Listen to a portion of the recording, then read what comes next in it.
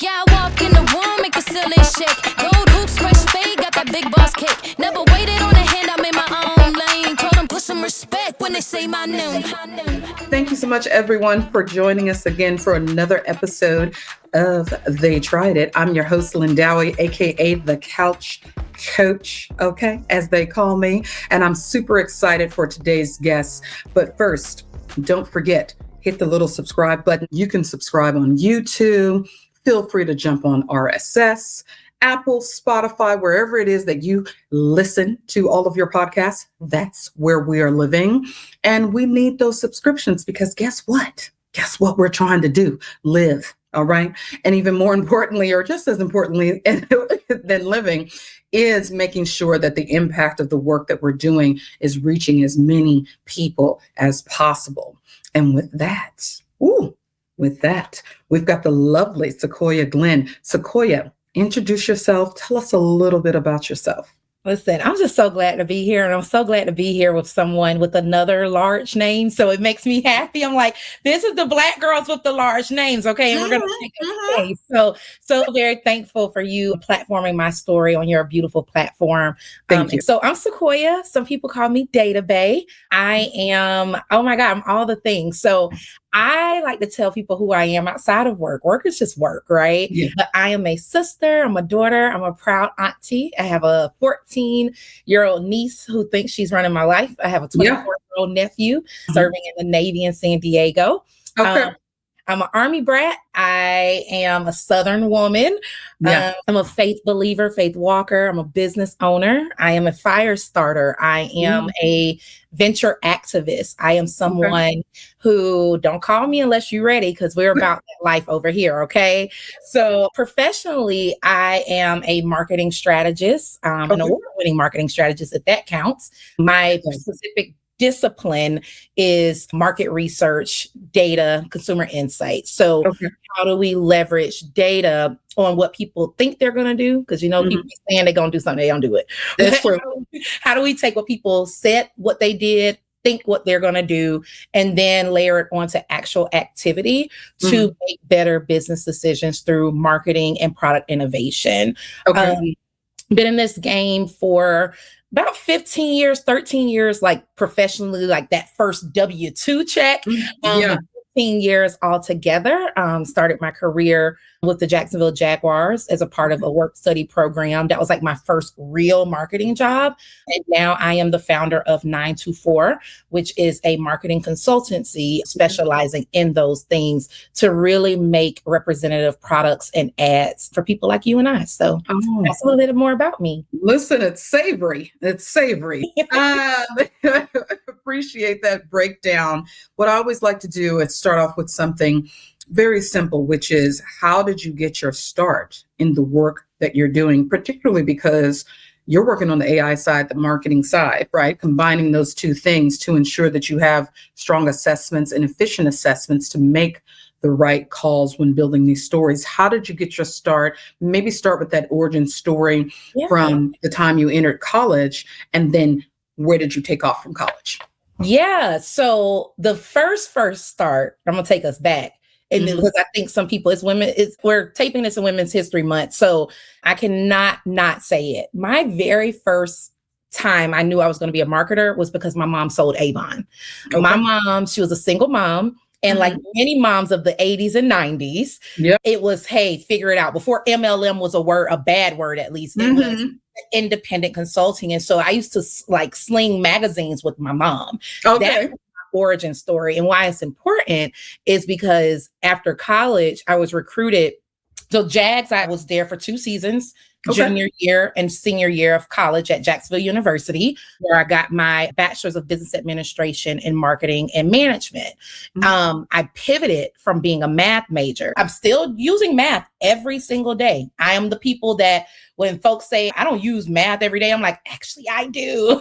So I am the rare people that use complicated math as well. Wait, Sequoyah, you said, listen, you need to learn how to add. I'm like, just learn how to add. I'm like, yeah, that's why y'all don't know how to do that 20% gratuity on them checks. Okay? I'm in Atlanta. I can do the math. Okay. So with that, it all came back full circle. So the JAGS was, like I said, work study. When I graduated senior year, I was very fortunate.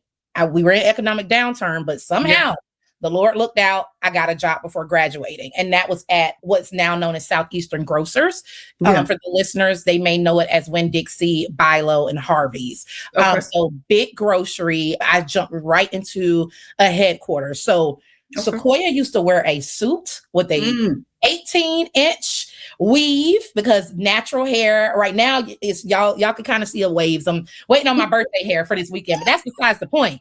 At the time, how you and I are showing up, you could do that, but it came with certain risks. You could do what you want to do. I was this corporate ladder climber at Winn-Dixie, and that's where I found, okay, they got me doing pricing analysis. They got me doing creative direction for how to shoot a cake. I mean, all these crazy things because I was a temp. I really had this natural curiosity, like, okay, so I know my job is to make sure pricing is right, positioning is right. We have procured our products from all over the world. But where does this information go? And at the time, print was king. So I know I'm only 21, but yes, I did work in print. Okay.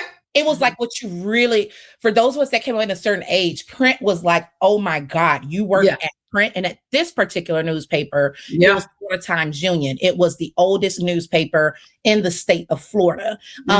There was not people that looked like me. I can probably think of 3 that were actually on the floor. The rest were the lunch staff and the cleaner. So it was a thing. And that newspaper was based out of Augusta, where I was raised. So I'm thinking, this is it. Media called me. I still to this day don't know how they found me because I was a temp at Winn-Dixie. Somehow they found me. They say, hey, newspaper is dying, essentially. We're starting a digital division and we heard about you. We need you to help us launch this division. To this day, I have no idea how they found me. I just say it's God. And so that was what really launched my career in media. I will always, for the love of Winn-Dixie, I will always love Southeastern Grocers and respect them. But they were the ones that said, you need to start exploring marketing. And they put me, there was a guy named Henry Ferris, who's still in marketing. I think he's the current CEO of Venus Swimwear, maybe, or that's the last thing he was doing. But Henry Ferris was a JD. He had a doctorate. And at the time he was like, look, I actually came from here, but I hated it. Essentially, it was like a family bent. I wanted something different, and it was marketing. And at the time, he was our chief marketing officer. And he's like, Sequoyah, and this is a white man, don't know me from nothing. I am at the lowest of the lowest on the totem pole. And he gave me, he said, you can always reinvent yourself. Don't do nothing that you don't want to do. I was getting my master's at the time and studying. And I'm like, well, I have to go on this path. And he's like, no, you don't. Did you know I have a JD? I'm like, why the hell are you here then? Right? Why are you here? But he explained to me the power of pivot along with other people at Winn-Dixie, like Cheryl Forehand. She was my boss, an amazing woman in leadership. And then another guy who I actually circled back to, I think 10 years later, and I had to introduce him at a market research conference. We did not plan it. His name is Chad Bloodworth. And I look at my call sheet, Chad, that's you? But it's all about the start of how these things happen. And people just saw things in me I didn't know. And they all knew, you're a marketer. You're not, grocery is cool, but that's not, we need you on the creative side. And so that's really launched me into newspaper, radio, cable, agency, and then where I am today.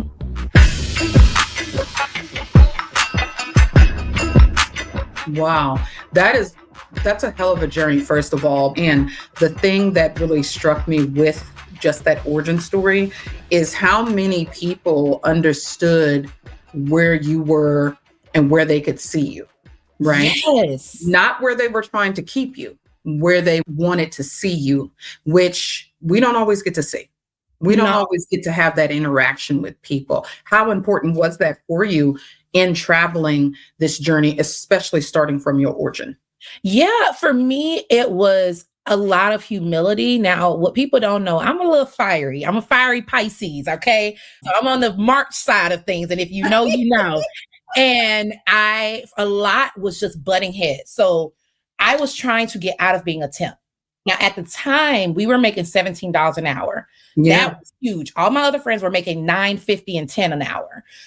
We had benefits, but we were paid, and we had like people like Cheryl during the holidays, she would feed all of us. Like we got sent home with hams, turkeys, whatever we wanted. I needed that because I was actually broke, like food. Yeah. Right. So I'm like, you think it's just a gift. This is my livelihood. Okay. But I say that to say, for me, people like Cheryl, she would not hire me for the first year. She would not hire me full time. And I took it so hard. I'm like, I got more degrees than all these people. You know how Black women, we love a degree clout, right? Yes. And part of that's true, but she knew this mouth wasn't going to be able to work well with the people who did not namely look like me or understand me, because I could do laps around them. A lot of them started as baggers. They may not have had degrees. They worked their way up in the company. Then you got this wave of temps. True story. When Dixie fired 300 people, laid them off, 300 something people the day the temp class came in. Talk about awkward. Walking in with your little box. Yeah. And then people are physically on the phone crying about, oh my God, I just lost my job 25 years, 30 years, about to retire. I mean, it was traumatizing. I remember that day. That was in 2013. We're in 2026. My goodness. So to answer your question, what did it mean to me? I saw everything. Nothing in corporate surprises me ever. Ever. I got to see that year and a half. So I did get hired finally at that year mark full time. But I had seen a year of corporate telling me who they were. So by the time I got hired fully, I was already interviewing at the next role, because I'm like, holy shit, I've gotten all this mentorship. I've seen how corporate does. Well, I take that advice. How can I create the life I want to live and not be shackled to this company to where I never have to call somebody and say, I don't know what I'm going to do. Right. And that's kind of like that villain origin story that it sticks with me. Corporate is always there. Corporate pays my bills now, just through a different means. Right. But I saw in a year and a half what it can do if you make it your identity. And I vowed to never make it my identity past that point. Yeah. First of all, that is it's a great call out around understanding how not to be indoctrinated into a company, because let me tell you what also happens with that. And you slightly touched on it, but when people are indoctrinated into a company, right? Sometimes it's hard for people to let go of that indoctrination, because now that has taken over a portion of their identity. And our very first guest, her name is Dr. Anastasia. She had also pointed that out. We had touched on that episode 1, everybody, where it makes it hard for people sometimes when they're within a company and their moral compass, as I like to call it, is also attached to how they're indoctrinated into the company. And this can cause certain viewpoints to be, how do I say, a bit shady. Yes. Right? This can call into question as to how people begin to treat you. It can call into question for how they start to see you, how they promote you, how they pay you, et cetera, et cetera. And so all of the things that you said are not only so rich and valid, but I want to acknowledge that you in that moment had an epiphany for yourself, that you didn't want this to be your identity, which also would allow someone like you, and I hope everyone is hearing this point, that when you figure out what it is that you need that company for, you should have an exit strategy. You got to have an exit strategy. The day that you enter a company, you got to know what the exit strategy is on day one. So it's already built into your mind, so you don't feel like you become stuck in relying on said company.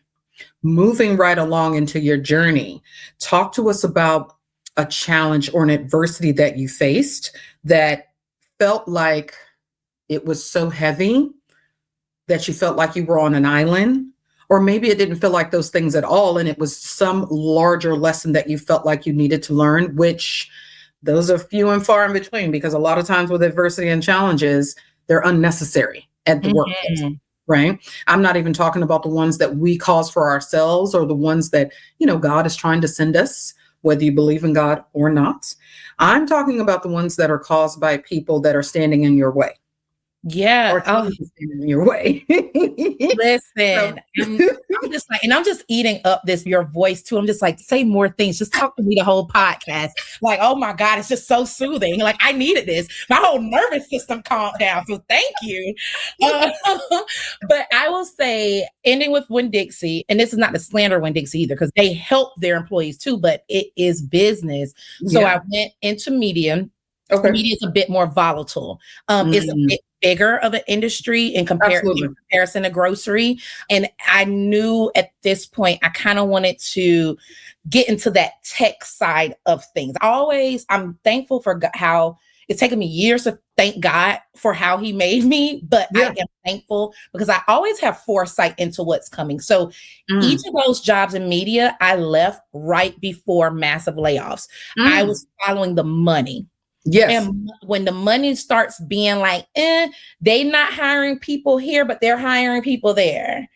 Or they're not renewing subscriptions here, but they've acquired a new technology there. Yeah. Oh, the CEO is not speaking here. They're now speaking there. Those are some of my triggers into figure out what's going on. So Yeah. I left newspaper right at the time of mobile getting. If people remember that for the marketers on the call, it was when Google said, hey, y'all want to start playing with us? We're going to play with y'all. We're going to suppress. They never have admitted this, but they're going to suppress your business if you don't get on the Google train. And it was at the time 200 different checks. Yeah. So we started selling websites, but I'm like, but we're selling newspapers? Weird. We'll sell it, but it's time to get up out of here. Yeah. Radio.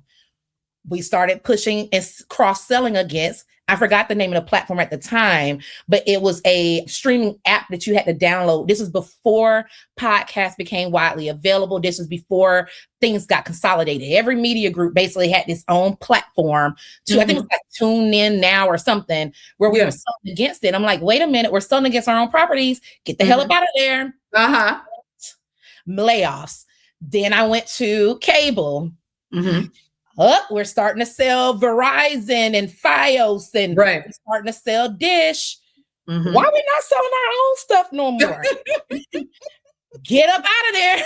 And so all these places I'm leaving, and I felt so isolated because I'm trying to tell my other coworkers, especially my little Black groups that I found in ERGs and like the little group chats, y'all, they about to start laying people off. You see where people were calling me crazy. Some people would be like, one guy, and we're still friends to this day, but I always give him shit about it. He said, when I went to Comcast, he said, Sequoyah, he was older than me. At the time, I was like 27 or so. He's like, and he was 50.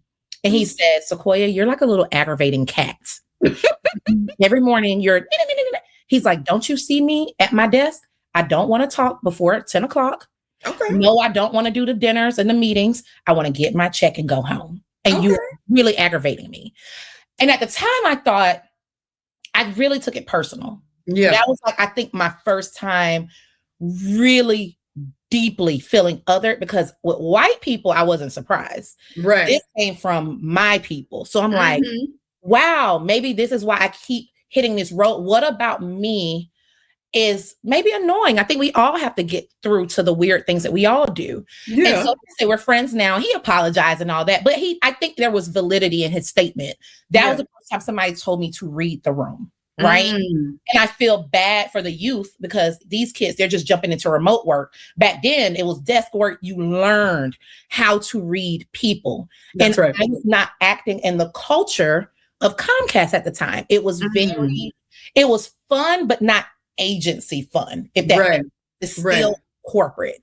So I'm like, well, fuck all this. Go find my people, because y'all are not. And I love this team, Marshall, Ashley, Jasmine. Y'all know all y'all. And I still am friends with them to this day. But at the time, I was like, peace out, department. Threw me a little going away. I did not invite my boss because she was very mean to me and very just limiting to.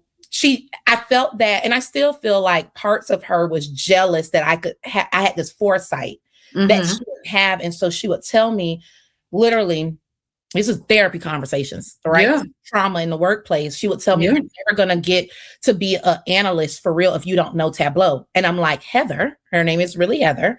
I said, Heather, you're not in control of my destiny. I will be whoever I'm supposed to be. And that's not here. Mm-hmm. So that was like the exit strategy. Holy smokes, my boss hates me. My team, they respect me, but we're not moving at the same rate per se. Right. Great team still, like I say, those are my friends to this day. Comcast is doing these things. And sure enough, December 2019, I would never forget, December 2018, they call us in for all hands. Yeah. That's everybody in the entire Atlanta DMA. So people are having to drive into Atlanta from like an hour and a half away, 2 hours. And they said, they started with the 2-season Comcast start with constant change. And I said, y'all, we about to be laid off. Oh no, they told us they're not going to lay us off. I thought when Dixie. They told the people that too. Yeah. Yeah. Things change. Absolutely. Things change. Some things are shitty, but they made a business decision after they promised our jobs. And what happened was they did keep our particular jobs. They reorged other people, but over time they dwindled the research department piece by piece by piece. So all of those people I named no longer works there. They're off at Coca-Cola, all kind of places, amazing places. But when that happened, I said, okay, y'all, I'm going to LA in January. I ain't coming back. I just need a break. I'm not coming back though. Okay. Oh, Sequoyah, we'll see you when you get back. I came back on I think Tuesday or Wednesday. Yeah. I turned in my resignation and I said, I'll stay for the 2 weeks to see us through. Heather said, oh, you don't even have to worry about it. Friday can be your last day. I said, well, as long as y'all pay me out, it could be today. So I turned in my laptop, my corporate card, my gas card, and my keys, jobs, and I told everybody bye. And I went to an ad agency because I found my people. Wow. The limits, I have a blog on my LinkedIn called Unlimited Beliefs. Yeah. And it's about people like Heather, people like other folks that I will not even give them the grace of having their name come out of my mouth. Okay.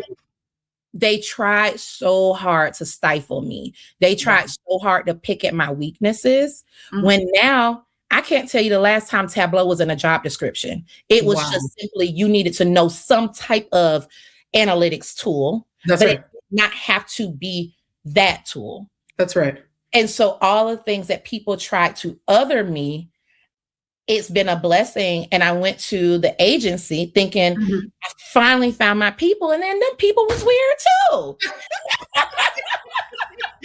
Wait, so let me just a trail of shenanigans, just into your life. Believe me, I know the feeling, and we'll talk more about that during another conversation.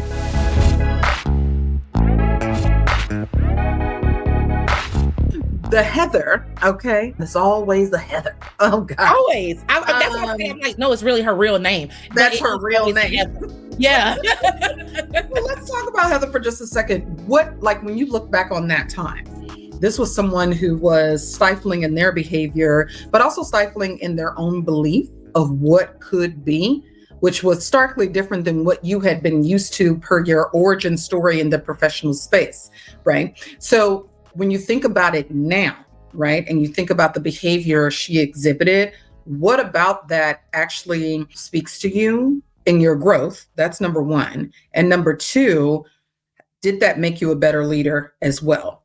Oh, such a great question. It's funny because I had a chat with my friend Jasmine a couple weeks ago, and it just came up. And I said, just, how we talk about the past and all this. Yeah, for sure. And I said, looking back now, I do wish I was a more gracious follower. Okay. At the time, corporate for me was you get your check, you leave. I was not used to emotional leadership. I was an emotional person, but I was used to work, you shed yourself and deal with it. Heather is very fair, and I hope she listens. She was going through a lot. She was going through a divorce. I think she had moved her mom. She had 3 kids by herself in a brand new city with I can't remember where she was from, but I just remember she stayed away kind of, and it was like, holy shit, my life has unraveled. And I think where I am now as a leader is understanding how to read people with they don't have to divulge everything for you to understand something is just not right. Right. Now, do I think that she should have projected some of that? No, but two things can be wrong or right at the same time. True. And I do wish that I had a little more empathy for what she was going through. And I think maybe like her mom was sick. It was like a lot going on. But for me at the time, I'm like, what the fuck that got to do with our work? Right?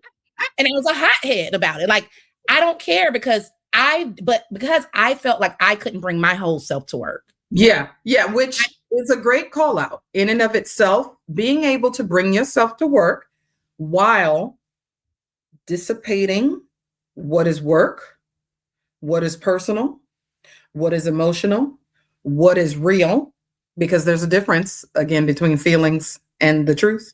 Yes. Facts and feelings are not the same. Okay. Yeah. And to your point, having more graciousness at that time for what she might have been going through, but also as an individual and also just as women and amazing Black women, we need to remember to not take on the burden of, what's happening with that person. You can have grace for the person and empathy and be understanding, but not attach it to yourself that now you can't even see that the person is mistreating you. And that was what it was. And I love how you said that so beautifully. I just felt that when I had things going on, like I have a whole autoimmune disease that people don't know about. It's called hidradenitis suppurativa. It is absolutely debilitating. And I'm having pain. I can't drive here or I can't walk there. And at the time, I didn't share that with anybody. It's just, I don't feel good, this and that.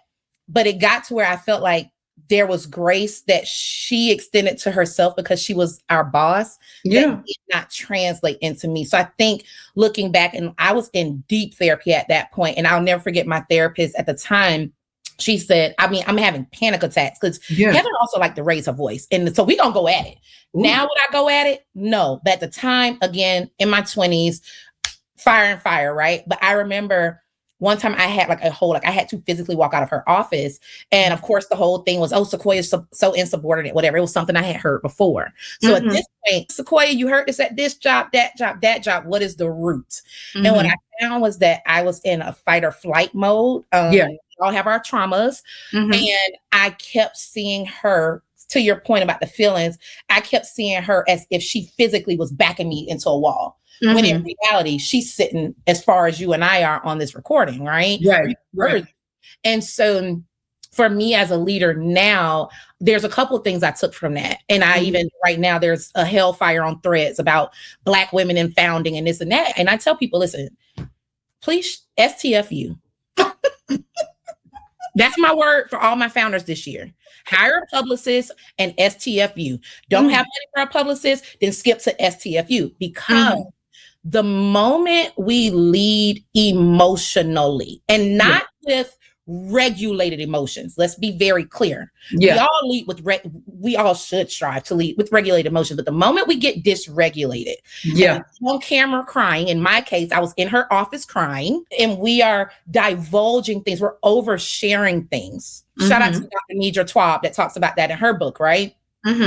We start oversharing. We don't have no boundaries. We raw dog in corporate, right?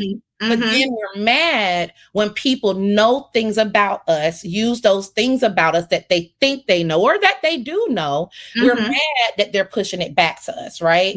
So when I'm talking about my daddy issues and my mama issues and my this and my that, I've allowed this person to now play these little strings as if she's in control of my career and my life. I allowed that. She didn't do anything to me. I allowed her into spaces that cross a professional boundary, right? That's a great call out. That's a great call out or just in the accountability category that you divulged this information and then this person took it for themselves and figured out how to try to use it against you. One of the things that I've heard from many professionals, particularly on the coaching side when I'm coaching folks or just when I'm speaking, right, is, Lindawi, how do I decipher what I should tell this person about my personal life and what shouldn't I tell them? I said, listen.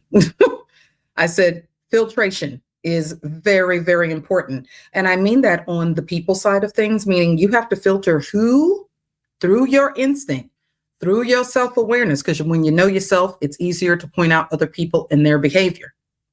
Yes. Be very clear about that. I said, but using those tools to really see other people will allow you to understand what you can share with other people. Plain and simple. It doesn't matter if it's a stranger. It doesn't matter if it's a person on the subway that you just met 2 days ago. It doesn't matter if it's the person that you report to. The moment that you realize who the person really is, that's when you decide, I'm going to keep all of these little nuggets to myself. The rest of the stuff, we can have a little small talk. Ha ha, he, he. Woo, I love this dish, dessert, whatever. I'm going on vacation. Woo.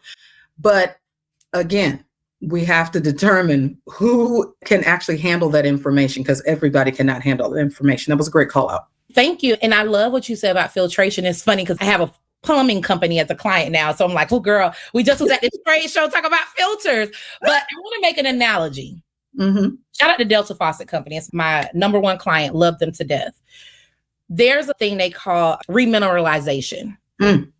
And one of the products that they have that really just spoke to what you just said. One of the products that they have takes out, it purifies, it takes out everything out the water.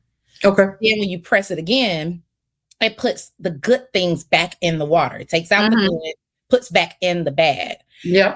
And it tastes different. It looks different. I was like, I never thought water at your home could taste different from the same source. Okay. People depend on what your affluency is. We just buy bottled water. Right, right. You know, if you got money, you can actually get these filtration systems in your house. Okay. Yeah. Mm-hmm.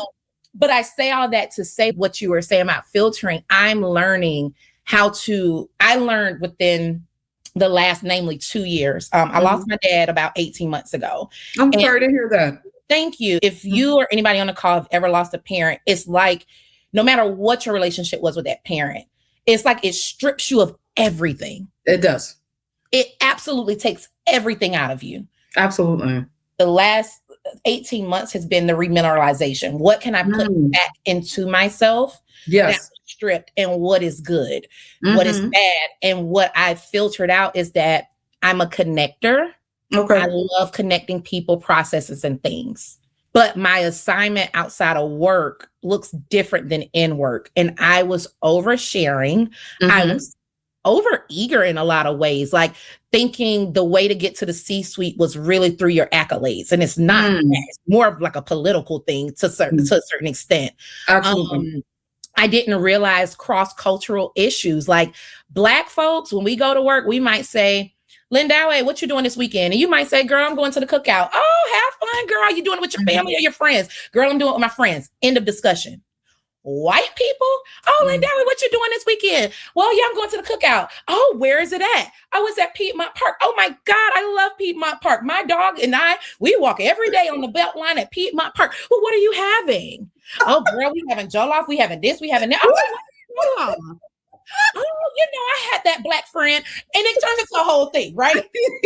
You know what I'm talking about. Our boundaries are different because our realities are different. True. Because you talk about you having jollof on a Saturday, and then you go bring some and heat it up at work. Everybody gonna be trying to figure out, oh my God, what's that smell? But you eating chicken salad with raisins and nuts in it, and it don't have no smell. So nobody's curious. It's not a conversation around your culture. These are real stories, by the way. I mean, I think, so tickled. She said salad with the raisins. Child.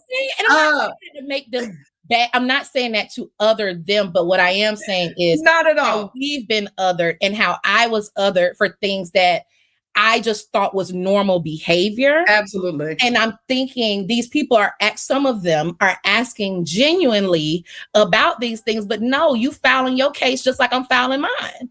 But it took me, what was I in corporate? 10 years to figure out. That's why I kept hitting my head against the wall.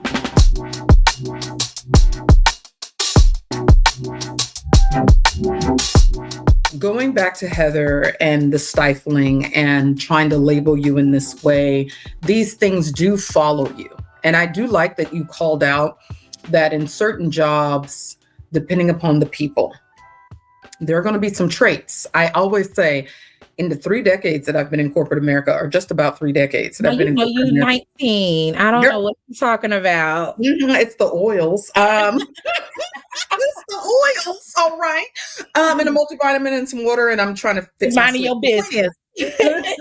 The point is, try to set this standard around, iteration. There's not a person that I have yet to see that would surprise me, because there's been so many iterations of the same type of person across all these years. And so there's not really too many things that are surprising to me when it comes to behavior in the workspace. There may be something once in a while where I'm like, oh, okay, so you just came into work with your hunting outfit on.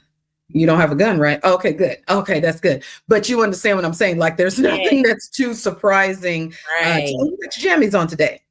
No, we work in a certain space. It's fine. But I think that when you are linked to these various teams and organizations, and you're trying to make the move to the next pace, and you keep running into these same behaviors, I'm more twofold on the thought process, right? I've had my own experiences where I've constantly ran up against women, right? Some white, some Black, probably more Black that have negatively impacted me, unfortunately. But it was always the same thing. My voice, didn't like the fact that my voice was deep, that it was confident, that I was always prepared, that I like to operate as a strategist, because I am a real strategist, not pretending to be a strategist. And people don't like that idea that you have this face with this nose and this voice with confidence, with the tone that it comes with, that lets you know I'm here for business, I'm here to get work done, etc. And so that can permeate, right? And at first I kept trying to figure out, what is the problem? Mm-hmm. Why are you so intimidated or can't see what I'm trying to accomplish? Because I don't actually want your job. I got a whole tapestry of dreams that are so much bigger than whatever it is you got going on. Yes. But people would internalize my behavior as if it's somehow impacting them when it doesn't have anything to do with them. And so you brought up a great point around, someone wanting to stifle you, you trying to understand how your actions are impacting that as well, but then also trying to be personable, but then learning that you can't be personable at the same time, not in the way that you really want to, because then you could bring your whole self to work. And I know there's lots of conversations about that are really just a lie, y'all. just topical pieces. All right. But at the end of the day, I just wonder, is there something that has occurred to you all these years later, outside of what you've already mentioned, that now feels like empowerment? It feels like, oh, I'm a talented person. These are the traits that may have rubbed people the wrong way, but now I use them in this way. Are there one or two things that you can speak to on that? Yeah, absolutely. So rounding out and finishing my corporate career, I worked at a crazy psychopathic agency. I'm so glad not to be under my NDA anymore. Okay. But all that to say, I was their first and only market researcher. Like, that was my job. Oh, wow. I supported 900 clients. Okay. 300 of them I particularly touched. 900 was who had access to me. Okay. And longest story ever, I was making $68,000 a year in Atlanta in 2020. This ain't that long ago. Okay. My counterparts were making double. The people who I was making money, they were literally at this agency making 150, 160, 180. You see how I'm doing to Katie Couric? Listen. I don't know if you ever watch Katie Couric when she's interviewing people and she's just like that. And thank God for allyship. A white woman named Lauren, still friends to this day. She's Italian, by the way. So she ain't playing. She says, babe, she has this deep raspy voice. She's like, babe, you talk a lot about like money in our budding friendship. She's like, how much are we paying you? And I said, girl, $68,000 before bonuses. She's like, you're going to have to quit. I'm making 150 flats. Plus bonuses. Talked to another sister, Whitney Dunlap Fowler. Love this girl to death to this day. She was a researcher. She started her own. And I'm like, at this point, if I could see her doing it, I was a fan of her work. Let me see if I can get a call with her. She took my call and I was shocked. Wow. Come on. And she said, let's just get to it. She's a New Yorker. Yeah. New York, New Jersey girl. She's like, let's just get to it. How much money you make? $68,000. Oh, baby, you gonna have to quit. So go ahead and figure it out. Let me know if you want me to look at your resignation letter. I'm like, that's it? She's like, yeah. She says, listen, why would somebody pay you more when they know they can pay you and get what they got out of you? Mm. And my feelings was hurt. I'm like, oh my God, am I a slave? I thought we like escaped that. Mm-hmm. And so longest of stories, I ended up quitting. I created a go-to-market strategy for my department. I said, this is the title I want. This is the money I want. Here is what the industry says I'm supposed to be paid. Here's my own research. Here's how much revenue I've brought into this agency. Here's how much more I can bring if I can staff a team, get the technology, and go to market. I had executive sponsors who are still my executive sponsors. Yeah. I found executive sponsors that really fucked with me, but told me it's a couple things you got to clean up with your executive presence if you want them to take you seriously. Right. And shout out to Bella Brown West, my auntie mentor, and she got me together. Mm-hmm. She's now the president of a Stagwell agency. Hello, Black woman, Nigerian woman. Okay. But she taught me how to emulate the behaviors for the things I said I wanted at the time. But she told me, if you don't want it, stop going after it. Wow. So the last part was the CEO, he's still there. And the company is not where it used to be when I was there. But he said, and he actually gave the title I wanted, he gave to a white man that didn't have none of the stuff that I had. And I said, okay, again, at foresight, he's putting resources here. He's not putting resources there. They're going to fire me. But I am a Black woman who had receipts on how they tried to do secret panel reviews on my work while I was out on a 21-day leave of absence because of my mental health. Right. I saw how they were not progressing me financially. I had people that had showed me how they had been financially compensated. Follow the money. I tell everybody that. Follow the money. When things start getting reallocated and don't make sense, figure out how to approve the budget. And I found out it was her ass. I said, and I won't say her name, but I said, and she's no longer with the company because she got fired because they found out they were expensing trips. Okay. I wonder how they found that out. So I told her, I looked her dead in her face. I said, so you're telling me you're not going to approve this budget. You are telling me you're not going to approve this budget. Well, no, we just gave you a company award. I said, baby, I can't take this company award to Georgia Power and say, keep my lights on. Okay. So since you're insulting me, let's go ahead and call it what it is. I've already contacted counsel. Okay. We can go ahead and sever this thing, but you better make it damn worth my time or I will sue the shit out of y'all. I left with a 6-figure check because I got mad enough. I knew my numbers. I knew my worth. I knew the dirt. Yeah. I knew a lot of things. It is what it is. It's 6 years ago now, but you can't fuck with somebody that knows themselves. Come on. And for me, know the data and the impact I made. So I took that fucking energy. Yeah. I started 924 Cooperative. At the time, that was the name. Now it's 924. Yeah. But I founded it. And the premise of it was I am on a quest to restore the humanity in marketing. Nobody should be taking a 21 leave of absence due to mental health over marketing. We are not saving babies and curing cancer. You better say that. We making the companies money who say that they do that and they don't do shit. So for me, it was just not that deep. I had to get to a point in myself where you give me this last piece, and on that call, the salvage call, let's see how we can salvage Sequoiah's employment. That CEO told me I needed to think smaller. I would never be able to work with a company more than 25 people and think I got impact, and that I should take coaching from them on how to do it. And I said, with all due respect, this is the smallest company I've ever worked for. Wow. And it's a shit show. So go ahead and run me that check. I left with over $200,000 between selling stock that I had in the company and then my own money. I bought my house. And then the rest, I had $82,000. It's in my blogs that I wrote. I had $82,000 left. And that's what started 924, where we treat people with decency. Yeah. We don't need to be all up in your business. We just need to be up in your data. And I have a network of over 100 consultants that I lead and I impact every day. I've created a holiday called National Black Marketers Day. I've spoke on dozens of stages. I've surpassed $2 million in revenue since I started, which for a small business ain't bad.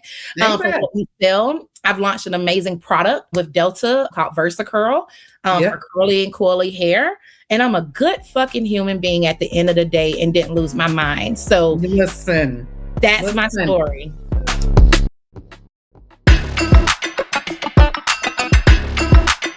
I love, first of all, there's so many nuggets here, right? Starting with the fact that you had this energy and instinct inside of you to say, you know what?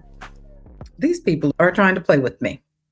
And I am not the one to be played with because I already did the thing. I did the legwork before. I think that that's a big call out that you have to remember when you've done the work. When you've showed up, you've got the experience, you've got the degrees, you went through this, you went through that, you've been absorbing, right? Your wisdom, your tools, all of those things. It's like a cauldron of deliciousness that's carried with you each time you enter a new role. But this time around, it was, I don't have time for these shenanigans. And you can only stay for a certain amount of time when you start to see the shenanigans brew up. I like the fact, too, that you brought it to them. You tried to do the right thing. You put a package together. You said, hey, here's everything that I know. Here is the research about the job. Here is what I should be making. Here are the things that I have found out as a direct result of being here and doing my own research externally on what you all could be doing. Here are all the things.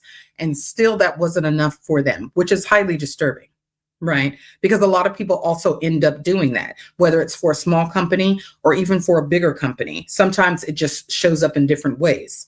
Right. The fact that you didn't file a complaint in this instance because you had a direct pathway to the person that had button pushing power. Let me say it again. Everybody doesn't always have access to the person because of button pushing power, but you did. So you bypassed this step around having to file a complaint and you went directly to the source. And that still was not good enough. And so then you shifted into, well, you know what? Fuck it. We're going to do this. And this is what you're going to give to me. And the fact that you brought up the counsel idea, I love that because it's not about threatening. No, it's about this is what I have access to. And let me tell you how confident and how far I'm willing to go to get what's right. Is that something you feel like you would ever have to do again? I shouldn't say have to do. Is that something that you now feel more confident about? Oh, if yeah. the situation arises?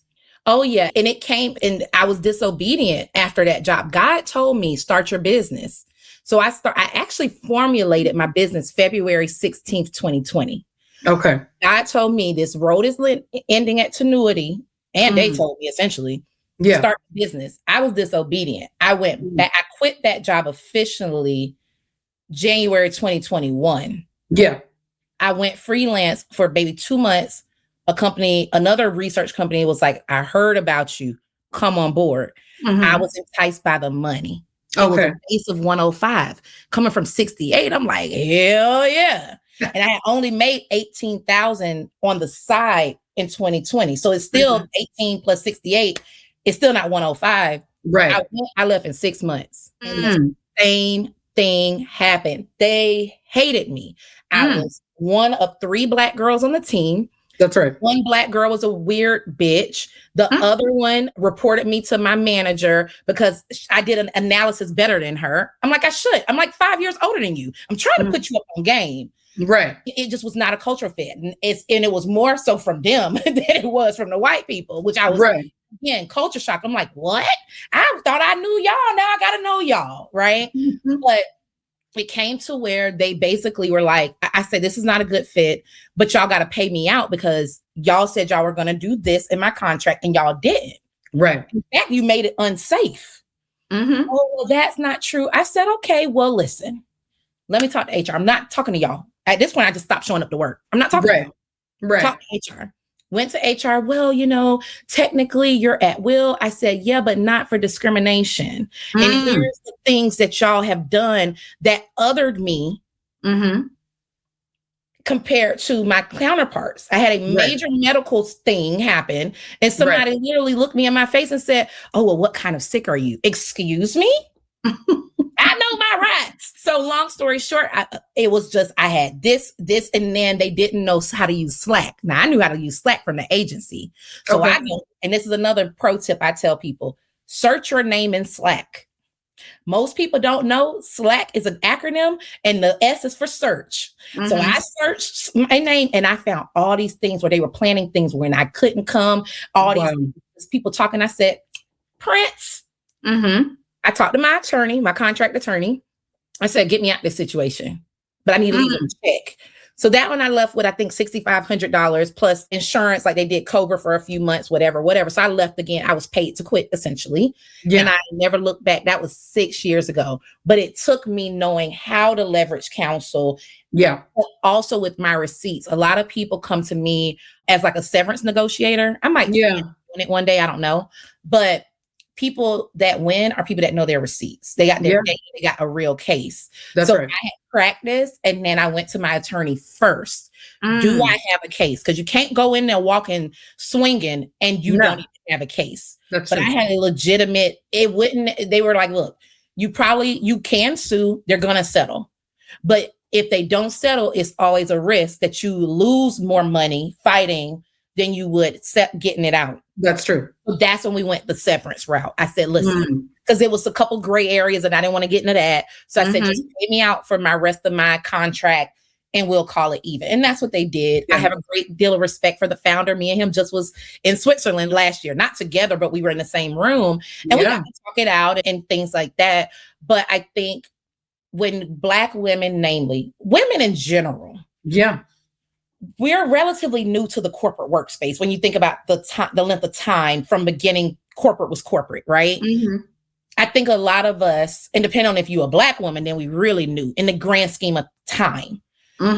Just because you're new, that doesn't mean you should allow yourself to be uneducated. And I had gotten a lot of coaching from people at the C-suite on how to get in and out of contracts. To your point earlier in our call about exit strategy thinking when you're going in, I got a lot of that coaching early because I was curious. So relentless curiosity is what led me to understanding, oh, there's attorneys whose whole job is to do this.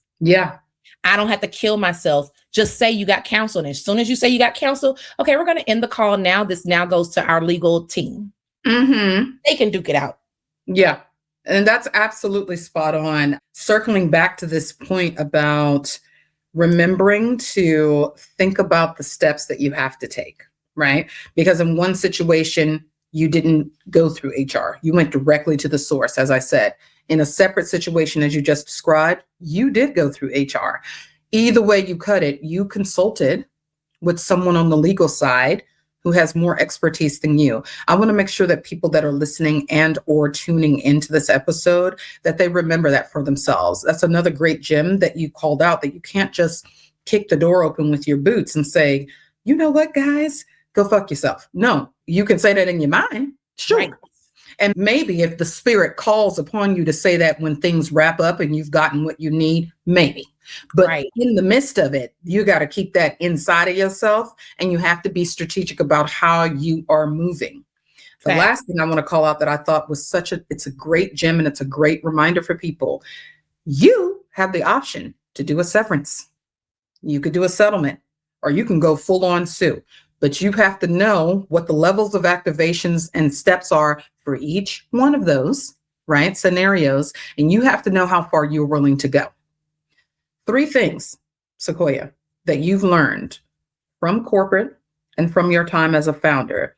3 key things that have kept you moving forward, that allow you to speak up for yourself and allow you to see people. 3 things. Find some faith. I don't care if it's faith in grass or it's faith in Jesus, Muhammad, Shiva. I don't care who it is. Have some faith in something. Right. Because you're going to need to call on something that's bigger than yourself. That's right. And you're going to need the people that also call on that to stand in that gap for you. So whatever you believe in, even people that don't believe in not believing together. Right. Okay. 2, is get your shit together. I'm not perfect. I have gone through hundreds of hours of licensed mental health professional coaching, everything from equestrian therapy to talk therapy to my last was EMDR, sensitization response, changed my life, especially for people that think they know everything. You can't out talk that thing trying to measure your heart rate, right? It's like, you're lying right now. Let's dive into that. So for those of us in corporate, I love telling, especially Black women who we've taught ourselves how to harden our hearts for protection. EMDR changed my life, and I highly recommend it if you're hitting roadblocks in some of the cognitive therapies and talk therapy, so to speak.